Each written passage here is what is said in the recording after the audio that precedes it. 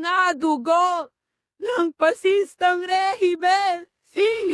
Sine, ang bayani. Hustisya para kay Alisa Alado. Hustisya sa buong kasaysayan. Ito yung pinakamahirap na ibigay na maslit.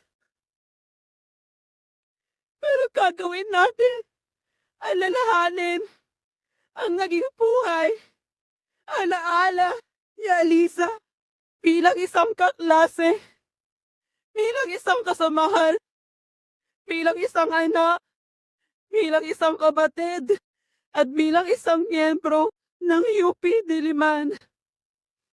Pag sinabi natin serve the people,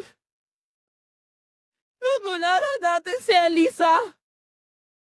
Pag sinabi natin serve the people, kaya nating talikuran ang anuwan ng buhay sa lungsod, makipamuhay sa mga magsasaka.